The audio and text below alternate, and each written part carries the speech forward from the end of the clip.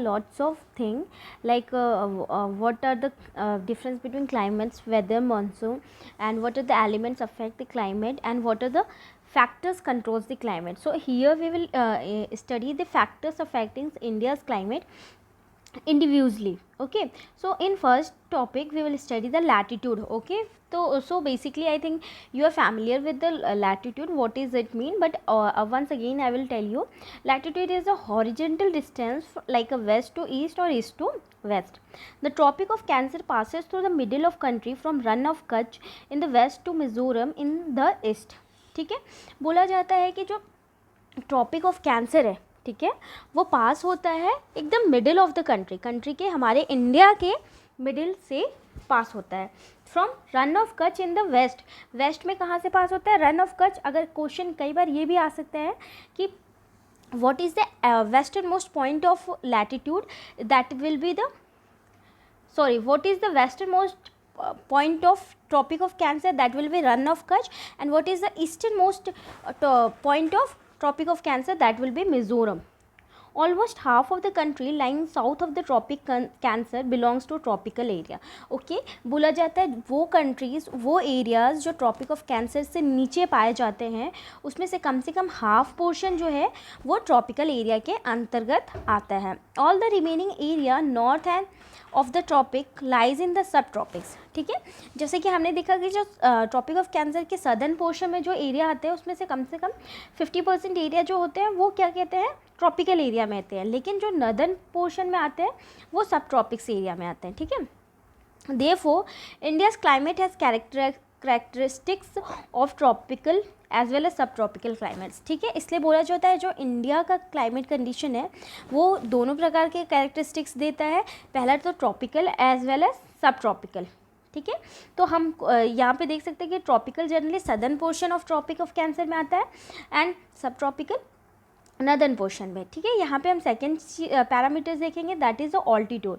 India has mountain to north which have an average of height about 6000 meters. ठीक है, India में north में एक माउंटेन है जिसकी एवरेज है, ठीक है, not is the highest height but average height जो है वो कितनी है, 6000 मीटर्स. ठीक है, India also has a vast coastal area where the maximum elevation is about 30 meter. क्या बोल रहे हैं कि इंडिया के पास जो है बहुत ज़्यादा कोस्टल एरिया भी है. ठीक है, जिसकी मैक्सिमम जो एलिवेशन है, हाइट है वो कितनी है, 30 मीटर. ठीक है, तो यहाँ पे हमने माउंटेन का भी देख लिया, कोस्टल एरिया का भी देख लिया. कोस्टल एरिया की जो एवरेज हाइट है वो 6000 मीटर है, और सेम यहाँ पे अगर हम माउंटेन की जो हाइट है that is 6000 meters average and coastal area की 30 meters. The Himalayas prevent the cold winds from the central Asia from entering the sub continent. बोल रहा है कि जो हिमालय है, ठीक है, वो कोल्ड विंड को रोकता है सेंट्रल एशिया से ताकि वो इंटर ना कर पाए सब कंटिनेंट में. It is because of this mountains that the sub continent experiences completely milder winters as compare to central Asia. ठीक है, बोलता है कि अगर ये माउंटेन नहीं होता, ठीक है, या फिर इस माउंटेन की वजह से जो हमारा सब कंटिनेंट पोर्शन है एशिया का, वो वहाँ पे कम ठंडी पड़ती है as compare to the continent area. ठीक है, और सेंट्रल पोर्शन ऑफ एशिया. ठीक है, यहाँ पे हमने लैटिट्यूड देख लिया, ऑल्टीट्यूड देख लिया. Now will go to the third parameter, that is pressure and winds. The climate and associated weather condition in India are govern by the following atmospheric condition. ठीक है, बोला जाता है जो क्लाइमेट होते हैं या फिर एसोसिएटेड वेदर कंडीशन होती है इंडिया की, वो गवर्न किया जाता है कुछ एटमॉस्फेरिक कंडीशन से. जैसे कि फर्स्ट लेके चलते हैं, प्रेशर एंड सरफेस विंड्स. ठीक है, पर्टिकुलर एरिया का प्रेशर क्या है, वहाँ की सरफेस विंड्स कैसी चल रही है, upper air circulation, western cyclonic distribution and tropical cyclones. ठीक है, तो ये सारी चीज़ें अफेक्ट करती है प्रेशर एंड विंड्स फैक्टर्स को. India lies in the region of north easterly winds. ठीक है, इंडिया जहाँ पे रहती है वहाँ पे basically north easterly winds flow करती हैं. This winds originated from sub tropical high pressure belt of northern hemisphere. ठीक है, जो नॉर्थ ईस्टर्ली विंड्स है ये बेसिकली नॉर्थ पोर्शन ऑफ सब tropical high pressure of hill से ओरिजिनेट करती है और हेमिस्फीयर से. They blow south southwards get deflected to the right due to Coriolis forces and move towards the equatorial low pressure.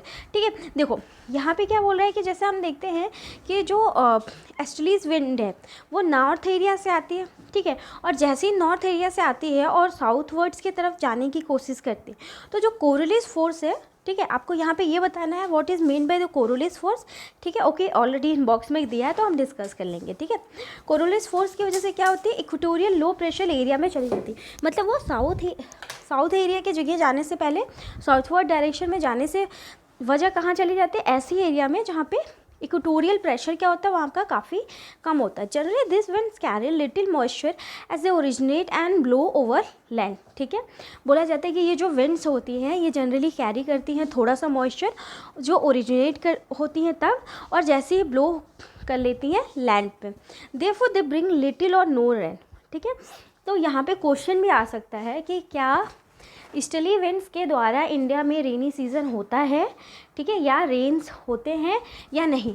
तो yes होते हैं, लेकिन बहुत कम अमाउंट में. रीज़न क्योंकि वो बहुत कम अपने साथ में मॉइस्चर को कंटेन करती हैं. Hence India should have been an arid land but it is not so, let us see why. ठीक है, इसलिए बोल रहा है कि इंडिया को एक एराइड प्लेन होना चाहिए, लेकिन ऐसा नहीं है. तो चलो देखते हैं क्यों. ठीक है, यहाँ पे हम देखेंगे बॉक्स में दिया है कोरियोलिस फोर्स. ठीक है, and apparent force caused by the earth's rotation. The Coriolis force is responsible